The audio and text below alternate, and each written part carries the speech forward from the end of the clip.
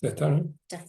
Bueno, este, paz a ustedes, como dice, estamos en tiempo pascual, ¿no? Entonces Jesús saludaba cuando se manifestaba a sus discípulos, paz a ustedes, ¿no? Y así empezamos con el primer tema, digamos, ¿no? Que es la verdad de la Biblia. Hablamos de verdad de la Biblia, pero el problema es que la Biblia, a través de la teología, tiene que ver con toda la realidad. Entonces hay distintas verdades parciales, podríamos decir así. Pongamos por caso. Los físicos, ¿no? Sobre todo astronómicos, qué sé yo, ellos estudian cómo es el origen y la evolución del universo. Y llegan a establecer, como ya lo hizo el padre Lemaitre en tiempo de Einstein, que decía que el universo surgió de un puntito, como un átomo, podemos decir así, eh, cargado con una energía fabulosa, con cuatro constantes o fuerzas perfectamente equilibradas, y eso al explotar, el famoso Big Bang, comienza entonces a desarrollarse el universo a través de, no sé, millones de años, explosiones, galaxias, etcétera, hasta que finalmente en un planeta se reúnan todas las condiciones para que pudiese aparecer la vida. Ahora, si uno pregunta a un físico, dígame, pero ese punto del cual usted dice que surge todo, ¿de dónde salió? Y me va a decir, no, no puedo saber porque está fuera de mi campo, porque el científico positivo trabaja con elementos verificables y además con cálculos, etcétera, etcétera. Entonces, ese es su campo. Entonces, eso no es falso, es verdad, una verdad científica, pero tienen que complementarse con otras verdades de la historia, etcétera, ¿no? Yo no quiero alargarme mucho, pero voy a dar un ejemplo. Si ustedes quieren conocer una montaña, por ejemplo, la van a ver desde una perspectiva. Esa perspectiva es real, pero no es la montaña. Tienen que cambiarse y verla de otra perspectiva y de otra perspectiva, y van a tener varias verdades parciales. Ahora, si quieren saber qué es realmente la montaña, no pueden quedarse con esto. Tienen que subir a la montaña y ver de arriba. Y ahí ustedes van a ver realmente lo que es una montaña. Entonces, las distintas ciencias son como verdades parciales que tienen que encontrar, podemos decir así, un punto de vista superior que de alguna manera armonice, sin negar nada, pero que le dé sentido, ¿no? Y eso es precisamente la filosofía, porque el físico no va a poder decir de dónde salió este punto inicial, pero somos seres racionales y nos preguntamos, buscamos la razón. Como dice Parménides, de nada nada puede salir, por lo tanto tiene que haber un absoluto anterior. Bueno, este es un ejemplo para ver cómo la verdad de la Biblia entonces va, digamos, a estar en este punto superior de lo que es la revelación que tiene que ver con toda la realidad. Bueno, esto ha sido como una introducción así, entonces Valentina va a tomar la primera época porque antiguamente y hasta el siglo XVII la gente leía la Biblia de forma literal porque coincidía con la mentalidad que había, ¿no? Por ejemplo, nosotros no podemos experimentar que es la Tierra la que gira alrededor del Sol. ¿Por qué? Nosotros experimentamos que la Tierra está quieta y el Sol que se mueve. Entonces, eso es lo que aparece, evidentemente, y el autor bíblico tenía esa misma experiencia y así se expresó. Bueno, perdona, Bien, Valentina, no, gracias. la introducción. Bueno, y les propongo empezar por este punto. ¿Qué tipo de verdad comunica la Biblia? Bueno, la Biblia no comunica una ciencia, sino que su objetivo es comunicar la verdad necesaria para nuestra salvación. Por eso es que no va a explicar cómo funciona el universo, sino por qué existe, porque Dios, en amor, quiso compartir esta bondad. Entonces, a Dios tampoco lo podemos incluir en em, no podemos incluirlo dentro de las leyes de la naturaleza, ni tampoco va en contra de la ciencia ni de la teoría de la evolución. Este, porque Él es más allá del mundo, ¿sí? Él es trascendencia. Bien, y les propongo un ejemplo. El ejemplo del sol que se detiene en Josué, capítulo 10 del 12 al 14. Este pasaje bíblico, bueno, nos muestra cómo el sol se detuvo para que el pueblo pueda ganar la batalla. Pero nosotros hoy sabemos que el sol no es el que gira alrededor de la Tierra. Entonces, la Biblia se equivocó. Tenemos una solución, una respuesta de dos miradas.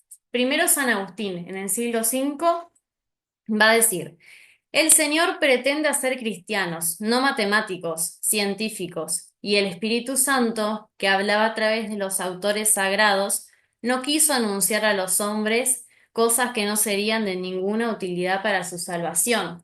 Galileo, en el siglo XVI, va a repetir esta idea y va a agregar que el Espíritu Santo nos conduce, nos enseña cómo ir al cielo, no cómo va el cielo. Entonces, la idea de ciencia y fe no se contradicen, no se contraponen porque hablan de cosas distintas.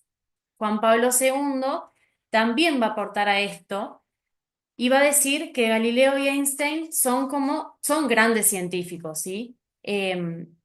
Galileo decía que la fe y la ciencia nunca se contradicen porque ambas vienen de Dios.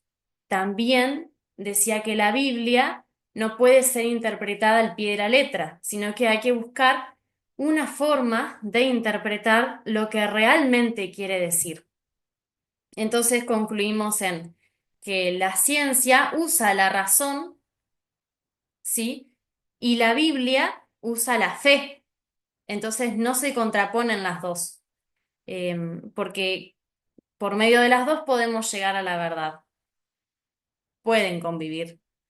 Y para terminar, quisiera regalarles esta frase, una adaptación, perdón, de la frase de Juan Pablo II.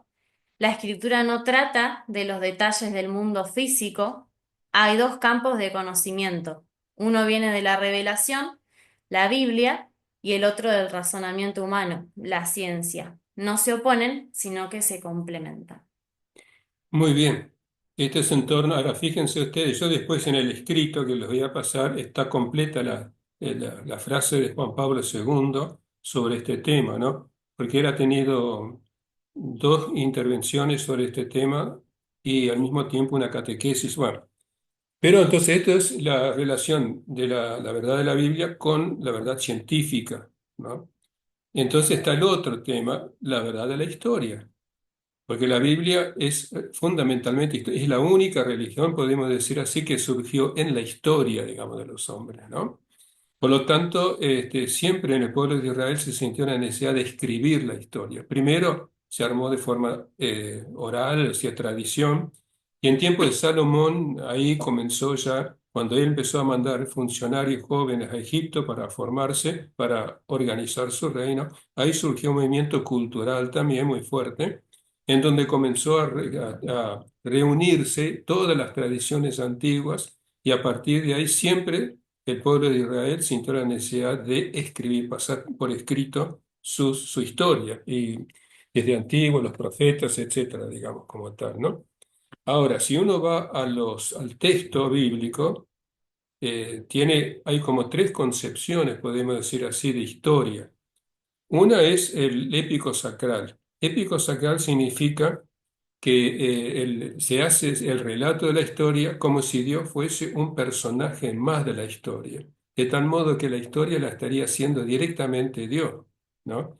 Que interviene, como en el caso de recién que hablábamos de Josué, él pidió y Dios mandó una granizada, digamos, que hizo huir al ejército enemigo, etcétera, o en Gedeón, el libro de los jueces, etcétera. Ahí es Dios que directamente interviene. Entonces, uno de los detalles es eso. Si ustedes leen un texto en donde Dios actúa como un personaje más, tiene que decir que es una forma de escribir para resaltar la importancia de ese acontecimiento. El que a la entrada Josué no destruyó, de que dando vuelta en torno a Jericó con el arca, se vinieron abajo los muros, evidentemente es como un milagro, pero lo que quieren decir es la importancia de la conquista de la tierra. Entonces eso es concepción sacral. Entonces, una vez Dios es personaje de la historia, después las cifras exageradas Por ejemplo, Sansón, con una quijada de burro, mató a 1000 filisteos. Imagínense. Había un señor antiguo, cuando yo era chico, y decía, no, eso es cuento para niños. Evidentemente no se puede aceptar. O que de Egipto, cuando salieron, eran 630.000, nada más que los hombres. Y bueno, sume las mujeres, sume los niños. Entonces tenemos, no sé, 3 millones de personas, lo cual es imposible. Evidentemente que digamos, se trata de resaltar la importancia. Y hay un dato que tiene corroboración para entenderlo con un historiador que es Heródoto, y se ubica en el tiempo del profeta Isaías, cuando habla que en tiempo del rey Ezequías se viene un sitio asirio a Jerusalén. Es Sennacherib, el rey asirio, que conquista todo desde Siria para abajo hasta casi la frontera con Egipto. Y bien, hace un sitio a Jerusalén y de repente, dice Isaías, estamos en el capítulo 37, en el versículo 36, que dice, el ángel del Señor vino al campamento asirio e hirió a 185.000 hombres, de ejército, los soldados. Cuando se levantaron por la mañana, no había más que cadáveres. Sennacherib, rey de Asiria, levantó el campamento y se fue a Nínive y allí se quedó. Esta es la conclusión del sitio asirio. Otra vez interviene el ángel de Yahvé, mata a cientos, ¿no?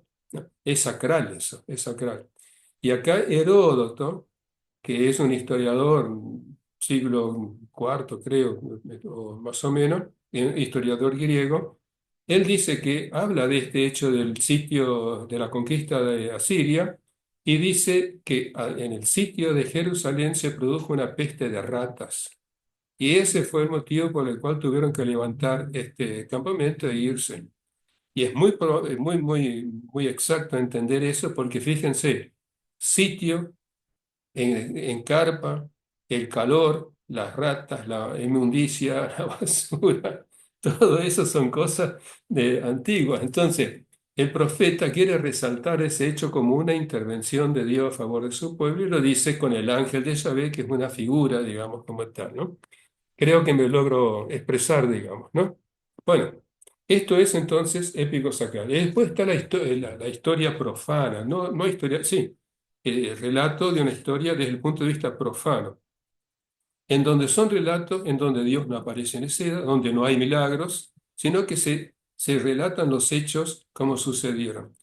Yo le voy a simplemente mencionar como un ejemplo que es la historia de la sucesión en el trono de David. Yo les recomendaría que leyeran el primer libro de los Reyes en el capítulo 1, digamos ahí, ¿no? Porque en esa época todavía no estaba instaurada la tradición de que el hijo mayor herede en el trono al padre, al rey. Entonces, David tenía, en ese momento, era ya muy anciano, pero tenía 2 hijos, Adonías y Salomón. Y no se decidía nunca a designar el rey que lo va a heredar. Entonces, está Adonías, por ejemplo, que era un muchacho muy apuesto, dice la Biblia, inmediatamente formó como un partido, hacía campaña política, tenía el apoyo del sacerdote Abiatar y del jefe del ejército Joab, y cuando, bueno, llegó un momento como David no se decidía, él mismo se hizo coronar rey. Evidentemente, el otro partido de Salomón, en donde estaba el profeta Natán, el sacerdote Sadoc, el jefe de las tropas personales David Benaya, el sacerdote Sadoc, bueno, no sé si lo dije, bueno. Y bueno, cuando se enteraron, evidentemente fueron, y intervino la madre, Betsabé, que era la madre de Salomón, y se ve que convenció a David que lo designe a su hijo. Y ahí entonces que David mandó que lo monten en su propia mula, lo lleven a la fuente de Gijón y ahí lo proclamen rey. Cuando otro partido se enteró de esto, se dispersaron todos. ¿Y Salomón qué hizo? Empezó a eliminar a todos los opositores, empezando por Adonías, el jefe del ejército Joab, y al sacerdote Abiatar lo deportó. Así se afirmó el poder en manos de Salomón, dice la Biblia, y efectivamente. Bueno, estamos acá ante una historia real, concreta, propia de los hombres.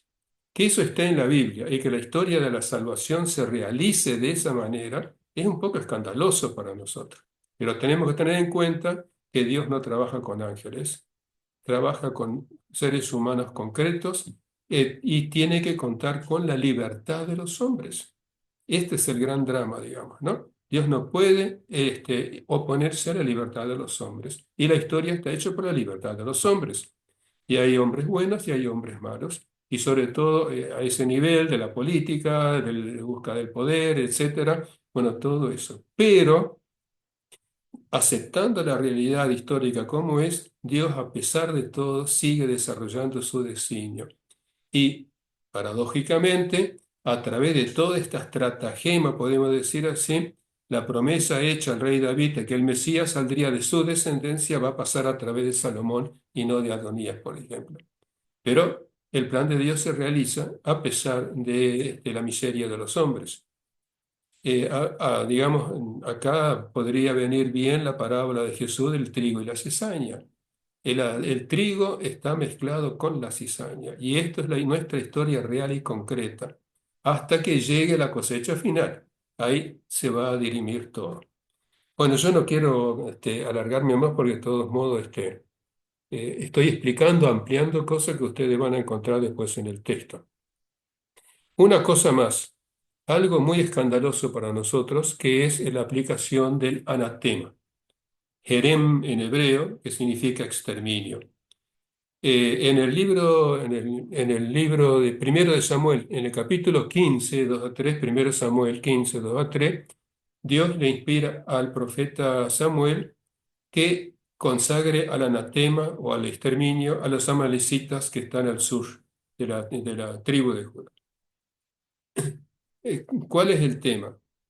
El profeta evidentemente recibe, digamos, él sabe que Dios quiere un pueblo, digamos, que mantenga su fe, que no se contamine.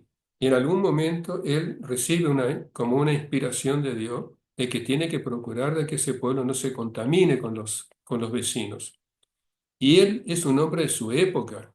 Él recibe esto y ¿cómo reacciona? Tenemos que eliminarlos, aplicar el Jerem. Entonces Samuel dice, así dice el Señor, mata hombres, mujeres, niños, animales, etcétera, todo.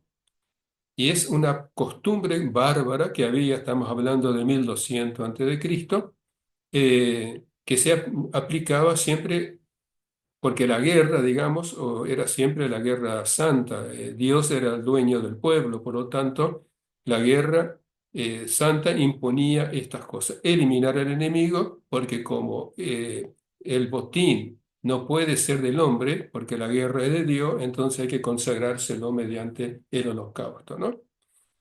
Bueno, como ilustración y como la arqueología nos ayuda a interpretar mucho la Biblia, yo les voy a mostrar una estela, la foto de una estela del rey Moab, que es un pueblo que está del otro lado del Mar Muerto. Y ahí también el rey, es del año siglo noveno antes de Cristo, esta estela. Él dice también que consagró al anatema varias poblaciones porque era agradable a Camosh, el dios moabita. Entonces, esto está en esta estela, a ver si lo ven a ver, esta estela. Esta es la estela tal como está porque estaba quebrada y esta es la reconstrucción, digamos, ¿no? Entonces, los que se dedican a descifrar, digamos, la escritura antigua, bueno, tenemos ahí exactamente lo mismo.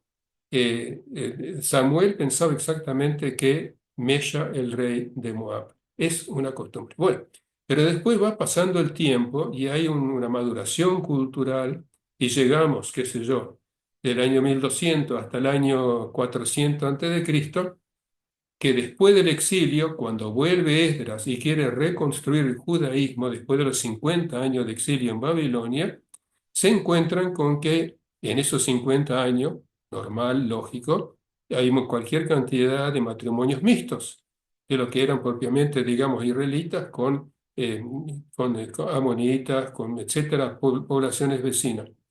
Y se encontraron con el hecho de que había muchos chicos, por ejemplo, jóvenes que no sabían ya hebreo, que tenían cualquier religión, nada. Entonces, claro, se hizo toda una consulta con los grandes jefes de familia y dicen, no, tenemos que obligarlos al divorcio forzoso.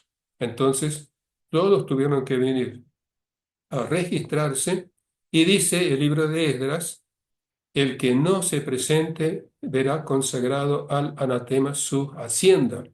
Entonces ya no es exterminio, sino que es confiscación de bienes. Fíjense cómo cambió el concepto. Ya no se mata, se confiscan los bienes del que no.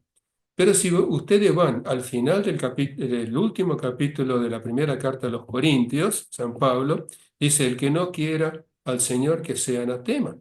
Pero San Pablo no pensaba ni en muerte de nadie, ni en confiscar bienes de nadie, simplemente pensaba en que esta persona no puede ser más de nuestra comunidad cristiana. ¿Mm? Y de ahí en todos los famosos cánones del Concilio de Trento, por ejemplo, el que no crea esto es anatema. Fíjense cómo una misma palabra puede cambiar completamente de sentido con el tiempo. Y eso hay que tenerlo en cuenta para no interpretar de forma literal muchos textos de la Biblia. Muy bien, estimados, yo creo que ya los hemos cansado bastante por hoy. Ya van a recibir después el texto escrito y bueno, vayan profundizando y sobre todo leyendo los textos que están, digamos, citados ahí. Bueno, muchísimas gracias por esto. Gracias, gracias por su tiempo. Que pasen un buen fin de semana. Muy bien.